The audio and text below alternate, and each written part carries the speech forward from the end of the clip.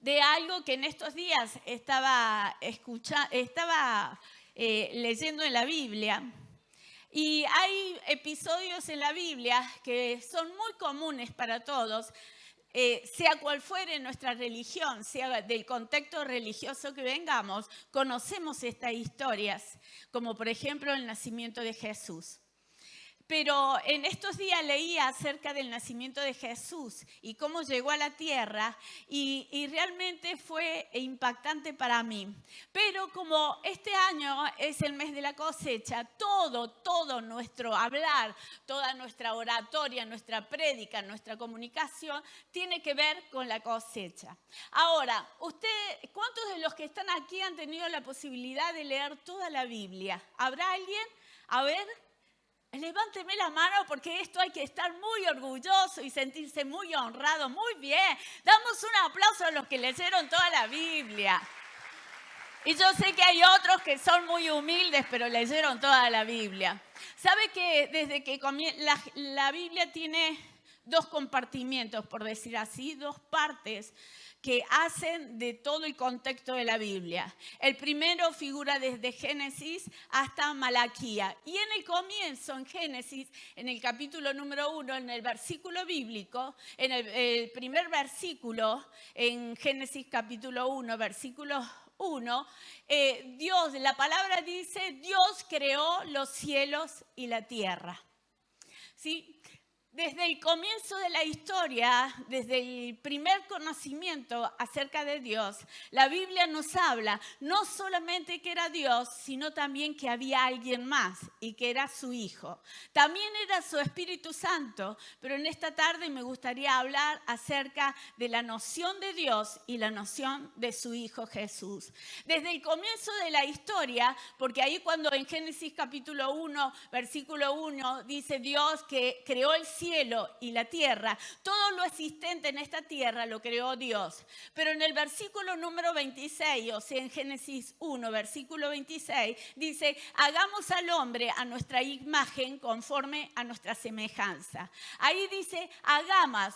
Hay una participación del verbo muy diferente a del versículo número 1. Es decir, Dios no estaba solo cuando creó al hombre, cuando creó a la mujer, conforme a la imagen de él y conforme a lo que era él. Había alguien más cuando Dios lo hizo. Dios lo hizo, también estaba Jesús en ese lugar. Cristo estaba en ese lugar. Cuando Él dijo, hagamos al hombre a nuestra imagen, conforme a nuestra semejanza, estaba diciendo que lo estaba haciendo también con un ser supremo, que era su Hijo, Jesús. Ahora, el Antiguo Testamento, desde Génesis a Malaquías, tiene el accionar de Dios. Es Jehová de los ejércitos, es Jehová del brazo fuerte, Jehová que dirigía la batalla, Jehová el todopoderoso que abría los mares, Jehová que hacía llover desde el cielo maná. Ese es el Jehová que se presenta desde el Génesis hasta Malaquías. Es la dispensación de Dios, es la dispensación de Jehová. Pero Jesús, su Hijo, tenía ciertas apariciones y a eso se le llamaba cristofanía. En una oportunidad, si usted tal vez ha podido leer la Biblia, cuando dos hermanos que eran Esaú y Jacob se enfrentaron, porque Jacob le robó una bendición muy, pero muy importante y se la robó a Esaú. Esaú, a través de un fraude que le hizo Jacob, Esaú desde ese momento prometió matarlo. Y Jacob vivió a la sombra de Esaú porque él había dicho que hasta que no lo matara no iba a descansar. Así que un día Jacob, dispuesto a enfrentar a su hermano y no vivir bajo la sospecha de que le estaban siguiendo sus pasos, decide enfrentar a su hermano Esaú y se va a un lugar, deja a toda su familia en una parte y él se va a otra. Y dice que en ese lugar él lucha con un ángel. Y no solamente que lucha con un ángel, sino que lucha y vence al ángel. Se dice que ese ángel, ese hombre de Dios con el cual peleaba Jacob, era Cristo. Por eso se le llama una cristofanía, ¿sí? Pero eran accionares espontáneos que tenía su Hijo, Cristo, Jesús. el tiempo, la dispensación le pertenecía a Dios. Dios actuaba, Dios hablaba en juicio. Y por decir así, su hijo estaba, pero no tenía el accionar que tenía Dios. Pero después, a través de un profeta llamado Isaías, en el versículo 7, capítulo 7, versículo 4, dice: aquí la Virgen concebirá y dará a luz un hijo, y su nombre sería Emmanuel. Estaba diciendo que Dios iba a mandar a su hijo. Eso había pasado 500 años antes de la llegada de Jesús. Y llega Jesús a la tierra. Pero antes que llegara Jesús, antes que Dios dispusiera que llegara su hijo a la tierra, le da una gran tarea al arcángel Gabriel. Y le dice: vas a tener que hablar a la que supuestamente va a ser la mamá de Jesús, al que supuestamente va a ser el papá de Jesús. Así que en Lucas capítulo 1, versículo 27, el ángel va a María y le dice: muy favorecida eras, bendita entre todas las mujeres. Porque esa mujer, que era María, iba a cobijar durante 9 meses en su vientre, iba a calzar al Hijo de Dios. Así que Dios le había dado la tarea a Gabriel a que le hablara a María y que le dijera que no temiera. No solamente a María, sino también le dice que le vaya y que le hable al papá, el que supuestamente iba a ser el papá. Y le dice: no temas recibir a tu novia, por decir, a tu comprometida María, porque lo que lleva en su vientre, lo que es concebido, es del Espíritu Santo. Dios, para enviar a su hijo, hizo que preparara el terreno y llamó al arcángel Gabriel para que pudiera hablar a María y José. No solamente eso, sino que les dijo que su nombre iba a ser Jesús. Es decir, ustedes serán mamá y papá del Hijo de Dios, pero no le van a poder elegir el nombre, su nombre es Jesús, porque Dios ya vino con nombre y todo, Jesús. Y sabe que cuando una pareja de casados, van a tener un hijo, lo primero que hacen es elegirle el nombre. Y es una hermosa tarea elegir el nombre, porque participan todos. Y si por algún motivo nos dan el privilegio, también los abuelos intervenimos un poquito. Pero es una gran tarea elegirle el nombre. Bueno, a María y a José no le dieron esa posibilidad. Le dijeron: tendrás un hijo y su nombre será Jesús. Y no solamente eso, sino que Jesús era un nombre muy, pero muy común en esos tiempos. Casi en todas las familias judías había una persona llamada Jesús. Por 9 meses, María iba a cargar en su vientre al Hijo de Dios. Por 9 meses, José iba a tener que cuidar a María, que cargaba en su vientre al Hijo de Dios. María lo iba a cargar en sus brazos. María lo iba a cuidar cuando tuviera fiebre. María lo llevaría al colegio. María lo haría dormir de noche. María lo cuidaría de las malas amistades. José sería el proveedor para que a Jesús no le faltara nada.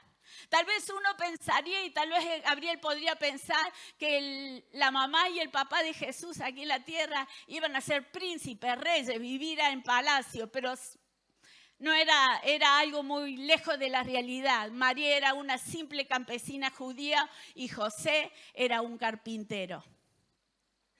Así que Dios le da la tarea para que viniera Jesús a esta tierra y prepara la vida de María y prepara la vida de José. Tal vez uno se pregunta: ¿cómo es posible que Dios envuelto en carne, llegara a esta tierra y viviera en la familia de José y de María?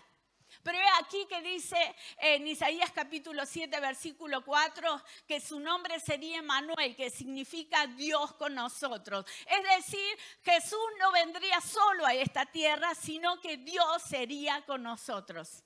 El regalo que Jesús sería para la tierra sería de Jesús, pero Dios sería con nosotros. ¿No le parece formidable?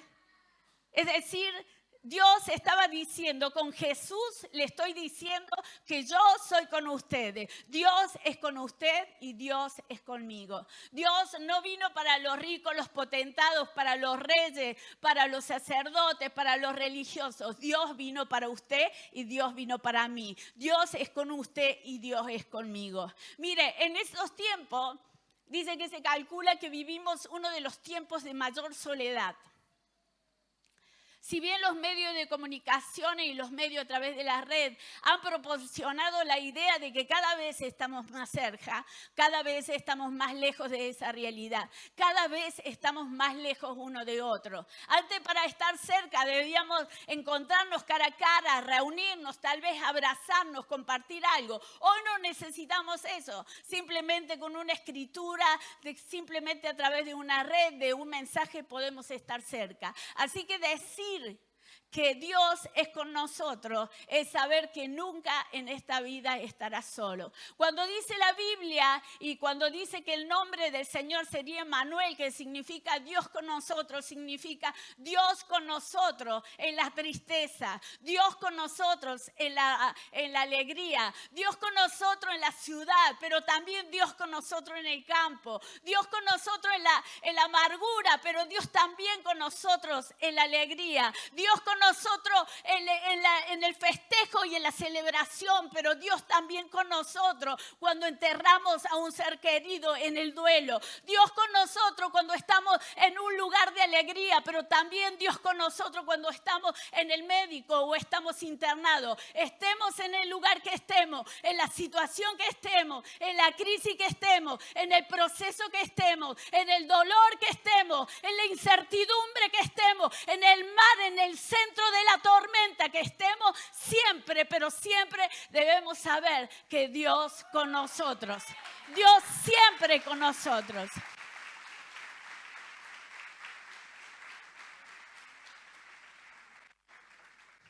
Así que cuando Dios envió a su Hijo, Él quería decir, es Emmanuel, este hijo que envío a la tierra, es Emmanuel, significa que no lo mando solo. Dios está con él para que esté con nosotros.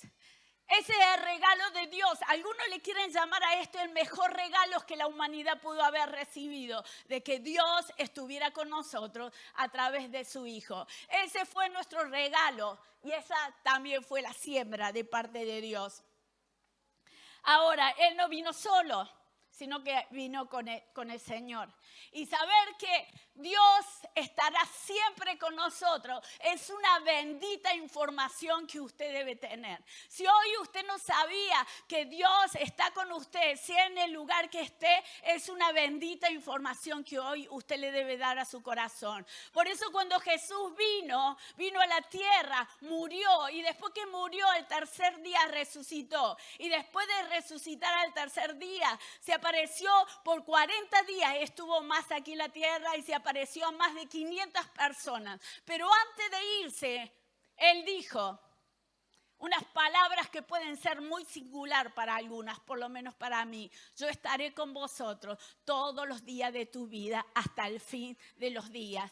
¿No le parece maravilloso? Vuelve a concretar Jesús las palabras de Dios. Dios decía, yo estaré con ustedes a través de Jesús. Pero Jesús antes de irse, estaré con vosotros todos los días de la vida hasta el fin del mundo. Yo no sé quién le ha prometido algo tan poderoso. Yo no creo, seguramente le han prometido amor. Según le han prometido vivencias extraordinarias. Quizá le han prometido a lo mejor dinero, riqueza, bienestar, pero le puedo asegurar que nadie le ha prometido que estará con usted hasta el fin de sus días. El único que puede prometer, y no solamente prometer, sino que prometer y cumplir, se llama Jesús. Él dice que vino a la tierra, murió, pero después que se apareció, antes de irse, diciendo palabras primordiales, importantísimas, dijo, quédense tranquilos porque estaré con ustedes todos los días de su vida. En esta tarde te dice, quédate tranquilo, no te creas que estás solo. Dios es con vosotros. Quédate tranquilo porque estaré todos los días de tu vida contigo. contigo, Él te acompañará. Hoy tal vez estás viviendo un desierto, Dios está con vos. Hoy tal vez estás viviendo tus días de mayor pobreza, de mayor tristeza. Quédate tranquilo porque el Señor está contigo. Dios es con vos, pero Jesús estará con vos. No solamente en este día, sino que también estuvo allá y estará por los siglos de los siglos acompañándote y ahí cuidándote. Mire, en el Antiguo Testamento Dios se manifestó de diversas maneras, pero generalmente se manifestó a través de los profetas. Y fueron el juicio de Dios, los profetas, fueron la voz de Dios. Es decir, la humanidad que conocía de Dios conocía su voz. Lo único que conocíamos de Dios era su voz. Pero ahora Dios quería que conociéramos su carne. Por eso dice en San Juan capítulo 1, versículo 12, dice, y el verbo se hizo carne. Dios se hizo carne. Porque Dios no solamente quería que conocieran su accionar, su voz, sino también quería que conocieran su carne. Y lo más terrible de todo es que dice que el verbo se hizo carne, habitó entre nosotros, vino a los suyos y los suyos no le recibieron. Es decir, que hasta este siglo hay gente todavía que no ha aceptado al Hijo de Dios, a la carne de Dios. Dios podría haber enviado un mueble, como en la antigüedad cuando el arca representaba la presencia de Dios. Ahí estaba el maná, la vara de Aarón, y era la presencia de Dios. Dios podría haber enviado un nuevo mueble para que le adoráramos y para que viéramos en ese mueble su presencia. Dios podría haber enviado tal vez, un fuego como lo hacía en la antigüedad para cubrir del frío en la noche al pueblo que iba en el desierto. Dios podría habernos dejado una imagen. Dios podría habernos dejado una imagen de yeso. Dios podría habernos dejado la imagen en un cuadro. Dios podría habernos dejado un manto para que le adoráramos. Pero Dios no dejó nada de eso. Lo que dejó fue su carne. Fue más que eso. Fue su carne. Porque ¿sabe por qué? Porque cada vez que vemos a Jesús podemos ver al Padre. Es como, yo tengo 3 hijos. Y cada vez que usted ve a mis hijos, usted me estará viendo a mí y estará viendo a su papá.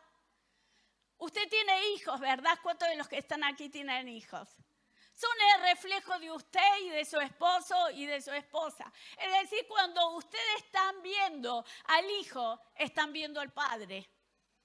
Están viendo a la madre. ¿Y sabe lo que hizo Dios? Quiso dejar su carne aquí. Ahora, como dice San Juan, vino a los suyos y los suyos no les recibieron. Es decir, todavía hay algunos que no le han recibido. Todavía hay algunos que no esperan en Él. Todavía hay algunos que no creen en Él. Todavía hay gente que se burla de Jesús. Todavía hay gente que se burla del enviado de Dios. Todavía hay algunos que están esperando la llegada del Hijo de Dios. Todavía no creen en ese Jesús que un día vino, venció la muerte y al tercer día resucitó. Y por 40 días se le apareció a más de 500 personas. Todavía no creen. Pero dice que Dios nos dejó a su Hijo. Porque cuando nos dejaba a su Hijo, nos estaba dejando el nexo más profundo para que nosotros nos pudiéramos entrelazar con Él. Ahora, algunos a esto le llaman el mejor regalo que Dios le puede haber hecho a la humanidad. Y yo en este día, hablando de siembra y cosecha, yo digo que fue la mejor semilla que Dios plantó en esta tierra para que muriera, germinara y a base de eso dieran hoy gran fruto. Usted es parte de la cosecha. Usted es parte de la cosecha de esa siembra que un día Dios depositó en esta tierra. Cuando Dios dio como regalo a este mundo, a Jesús estaba haciendo su mejor siembra. La Biblia habla de que para que la semilla dé fruto debe morir. O sea, hay semillas que no mueren. Hay semillas que son plantadas y no mueren. pero dan pequeño fruto. Pero dice que aquellas semillas que son sembradas y mueren, esas dan mucho fruto. Y fíjese, Jesús fue una semilla y no permaneció vivo y se fue así nomás, sino que Él murió, descendió al abismo mismo por 3 días y luego resucitó para dejar una gran cosecha. Usted es parte de esa cosecha, usted es parte de esa siembra. Esa siembra tiene un gran significado y es que debemos recoger una gran cosecha. Yo soy parte de esa cosecha. Hace 30 años que la iglesia, la catedral, está sembrando la palabra y usted es parte de esa cosecha. ¿Cuántos de los que están aquí son parte de esa cosecha? Han nacido aquí en la catedral. Hace 30 años que estamos sembrando, depositando en esta tierra, en Alta Córdoba y en diferentes lugares. Estamos poniendo la semilla para levantar una gran cosecha, porque estamos declarando que el 2025 será un año de una gran, poderosa y fuerte cosecha que vamos a recoger. En este día, el día jueves, fuimos a Argüello y tuvimos la alegría, fue tan emocionante estar ahí, porque por muchos años habíamos estado, pero lo habíamos mirado de lejos a Argüello. Habíamos sembrado semillas, porque a veces uno no se fija dónde siembra, simplemente tira semilla. Y es un trabajo mal realizado del labrador. El labrador debe saber dónde pone su semilla para no desperdiciar su semilla. Pero muchas veces hemos sembrado indiscriminadamente. Y recuerdo que mucho tiempo sembrábamos en Argüello, pero tal vez veíamos la cosecha muy a lo lejos. Y el día jueves fuimos a Argüello y los pastores Claudio y Silvana con su macrocélula vimos una parte de la cosecha, porque todavía hay mucha más cosecha en Argüello y nuestros ojos lo van a ver.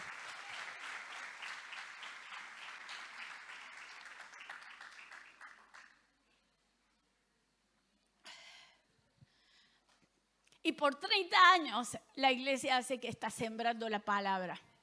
Este sábado tuvieron encuentro. ¿Saben lo que estuvieron haciendo? Sembrando la palabra.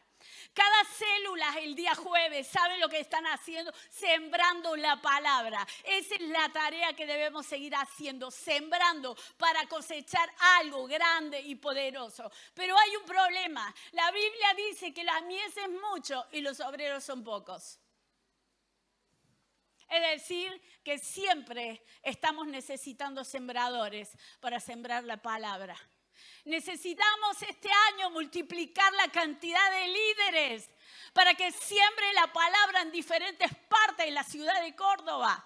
¿Sabe la cantidad de gente que viene y dice, por favor, habrá una célula en tal lugar y lo tenemos que llevar bien lejos, muchas cuadras, porque no tenemos células en ese lugar? Es decir, necesitamos ahí sembradores. Por mucho tiempo sembramos la palabra en hospitales, en cárceles, en lugares peligrosos, en lugares donde otros no entraban. Pero habíamos entendido desde el momento en que nos convertimos con Mario que nuestra tarea era servir la palabra, porque este mundo está necesitando sembradores, labradores que pongan la semilla y que le digan al mundo, con Jesús se puede, hay esperanza, no te suicides, no pierdas tu vida, no declares que no lo vas a alcanzar, porque con Dios todo es posible. Necesitamos esa clase de sembradores. Cuando usted está ayudando a una persona y le empieza a hablar de Dios y le empieza a sacar de su mundo de desesperanza y de oscuridad, usted está sembrando la palabra. Me conmovió el mensaje de esta hermana que decía, por 40 años le tenía miedo a la oscuridad. Qué bueno, ¿dónde estás? ¿Cómo es su nombre? Mabel, ¿puede ser? Mabel, qué bueno Mabel que te sembraron la palabra, qué bueno que hubo una sembradora que vio tu necesidad y te sembró y en el momento justo estás dando fruto. Hoy estás en medio de una gran cosecha, pero sos una cosecha nueva que te vas a levantar no solamente para disfrutar la cosecha, sino también para sembrar en otros que tienen necesidad, porque mientras disfrutamos la cosecha hay que seguir sembrando.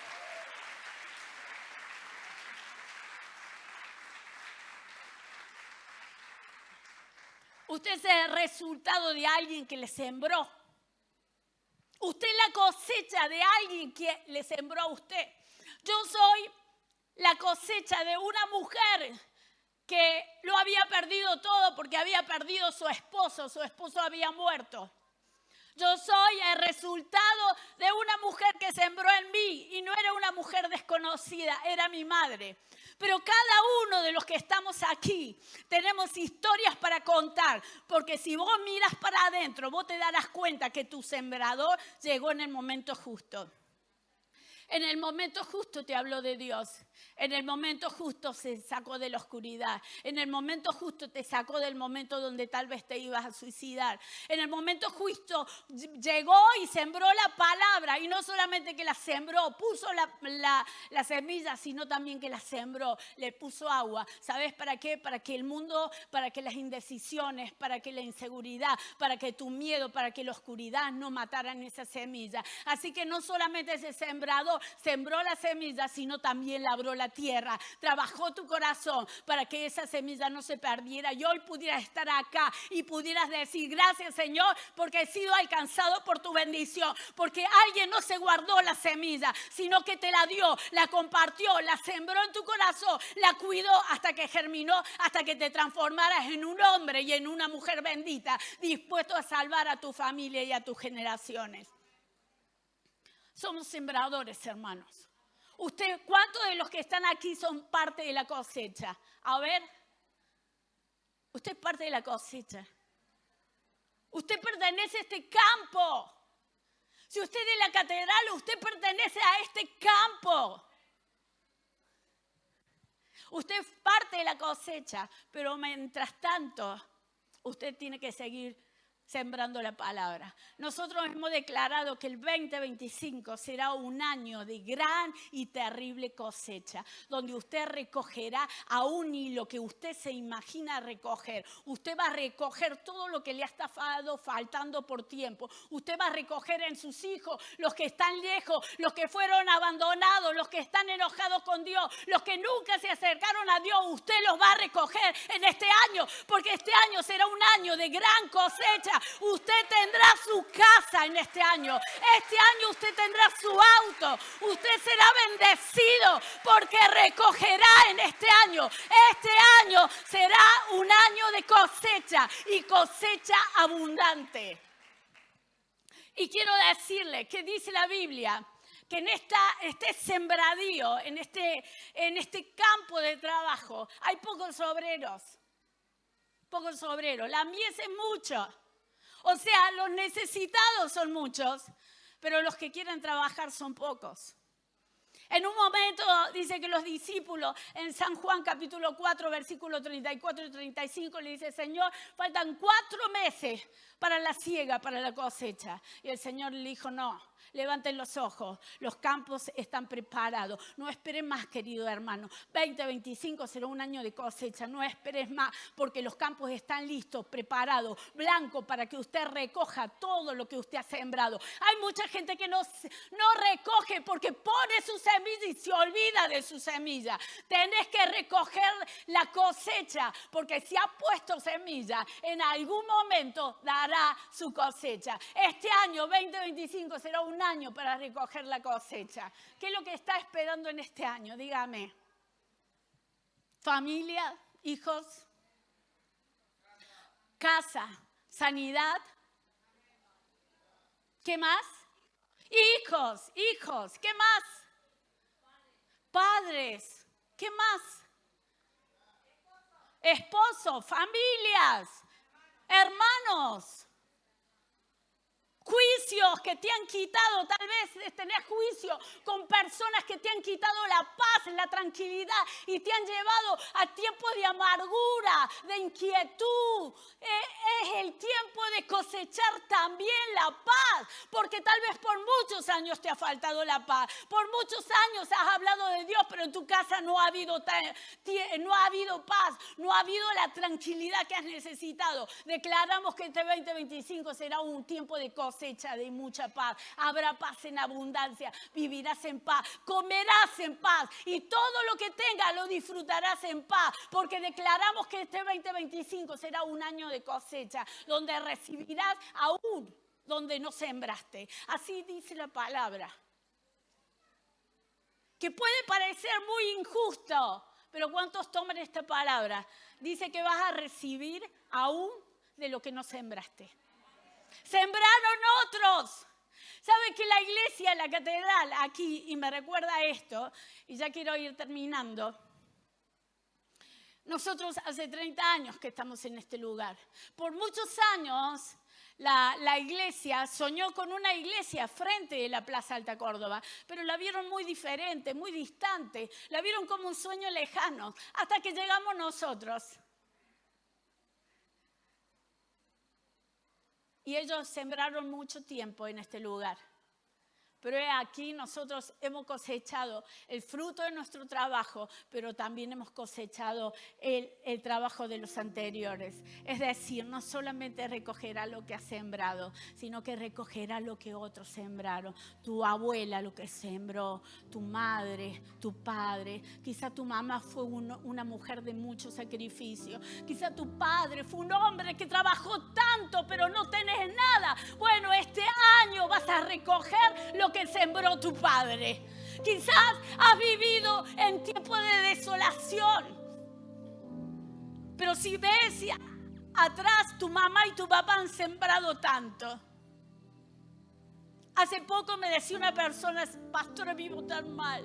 Y sabe que cuando pienso, mi madre y mi padre cobijaron a todos los sobrinos. El que no tenía, inmediatamente lo traían a su casa. Mis padres los criaron como si fueran sus hijos. Y le dije, bueno, pero este año vas a cosechar lo que tus padres sembraron. Si vos tuviste padres que sembraron mucho, nunca viste nada, declara que este 2025 vas a ver todo lo que tus padres sembraron. El trabajo, el esfuerzo, el sacrificio que hicieron tus padres, lo vas a cosechar vos. Vas a empezar a ver el fruto de tu trabajo y el fruto de tu trabajo de tus padres, de tus abuelos. Hoy 2025 será un tiempo de siembra, pero también de cosecha. Y decimos como iglesia que recogeremos una gran cosecha, donde habrá miles. Pero habrá cientos y cientos de líderes. Porque la semilla no se planta sola, necesita un labrador de la tierra. Porque la semilla no puede abrir la tierra. Porque ¿sabe lo que hace la semilla cuando no tiene alguien que la trabaja?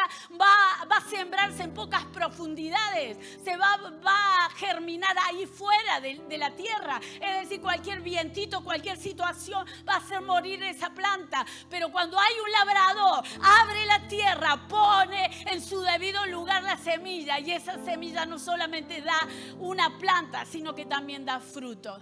Que en este año usted pueda sembrar, que podamos levantar en este año 2025 cientos de líderes en esta catedral para restaurar familias, para extender el reino de los cielos, para llevar las buenas nuevas, para quitar los lugares de oscuridad, para hacer caer los lugares elevados y poner la mano de Dios en ese lugar, para hacer resplandecer la luz de Cristo en los hogares que viven en oscuridad y en tiniebla. Por eso necesitamos de cientos de labradores en este lugar. Estamos llamando a cientos de labradores en este lugar. Estamos llamando a cientos de personas que se animen a cargar la semilla, a trabajar la tierra y llevar multitudes en su cosecha.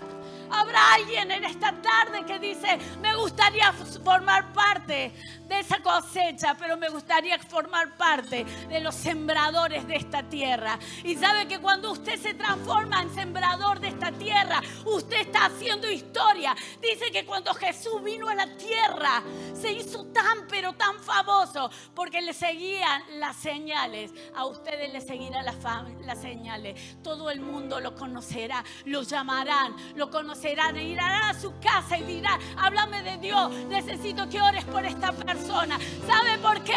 Porque usted se ha transformado en un sembrador. Usted se ha transformado en un buen sembrador. Usted se ha transformado en un buen labrador. Y donde hay un buen sembrador, hay un buen labrador, hay una excelente cosecha. Y nosotros declaramos para este 2025 que habrá una terrible cosecha. Y sabe que cuando yo pienso en terrible cosecha, pienso en la catedral. Pero si usted piensa en terrible cosecha, usted tiene que pensar en su casa. Porque cuando yo hago números, yo hago cuentas, yo hago números y cuentas con su casa. Y yo digo que todos en su casa se convertirán. Hasta los animales de su casa se convertirán. Los perros, el gato, todos serán para el Señor. Es decir, estoy contando para esta terrible cosecha a todos los de su casa.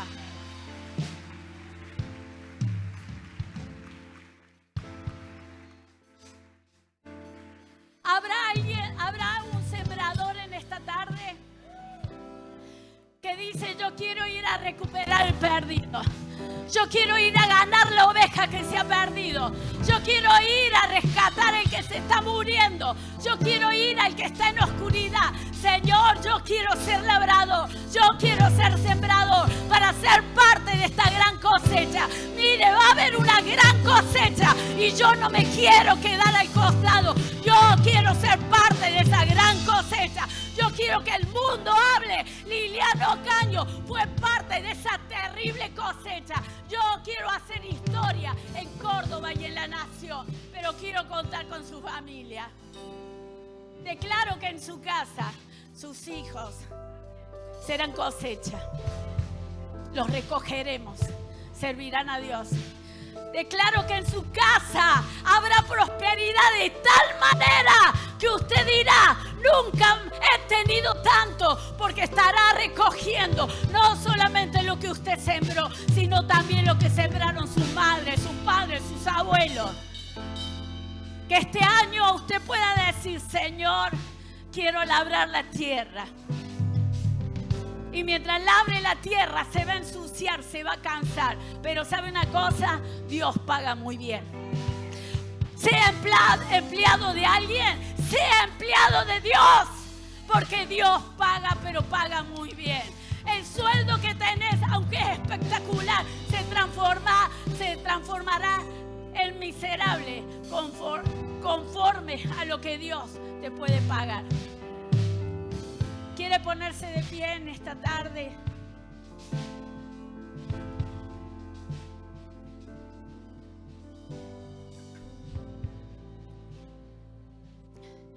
Quizás siempre has sido una persona que has debido a cada santo una vela. Todo te ha costado. Y no es porque hayas sido intencional, no es porque hayas querido ser un tránsfuga, un fraudulento, sino que fue todo tan difícil. Pero ¿qué te parece si en este año empezás a cosechar? Porque cambias tu semilla. Quizás tu semilla no fue buena, pero empezás a cambiar tu semilla. Empezás a cambiar una semilla que transforme tu cosecha. Habrá alguien en esta tarde que dice, Señor, transforma mi vida. Tal vez he sembrado mal por tantos años. Con mis actos, con mi carácter, con mi forma de ser, con mi impuntualidad, con mi dejadez, con mi enojo, con mi rencor. He sembrado tan mal, Señor. Pero declaro que quiero sumarme a lo que dice la pastora y declarar que este año será mi año de gran cosecha. Voy a cambiar mi semilla. Voy a cambiar mi semilla para recoger una nueva cosecha. Y declaro, Señor, que cosa que ningún ojo vio, ni ningún oído ha escuchado, Señor, ninguna de las cosas que ningún hombre ha visto y escuchado son las cosas que has preparado para mí, para esta nueva cosecha. ¿Habrá alguien en esta tarde que quiere cosechar almas para el Señor?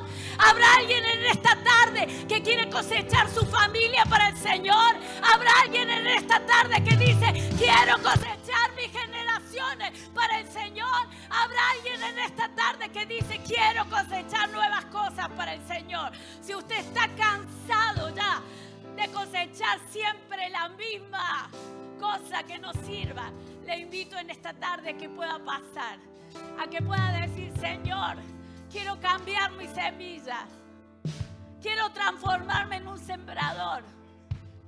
Y también me gustaría invitar a aquellos que les gustaría sembrar la palabra en Córdoba. Estamos soñando, escúchenme mientras pasa. Estamos soñando con una familia sembradora en París. Queremos que en París haya una catedral. ¿Habrá alguien que dice, a mí me gustaría sembrar la palabra en París? Hay que dejarlo todo. Es un sacrificio. Pero bajando un poquito el sueño, ¿habrá alguien en esta tarde que dice, yo quiero sembrar la palabra en mi barrio, porque en mi barrio no hay ninguna célula? Claudio, ¿dónde no tenemos células? En Las Flores no tenemos célula. Necesitamos un sembrador en Barrio Las Flores. Necesitamos un sembrador en Residencial América. Necesitamos un sembrador en Ayacucho. Necesitamos un sembrador en Juan B. Justo, en Los Álamos, en Montecristo, en Valle Hermoso ya están por otro lado.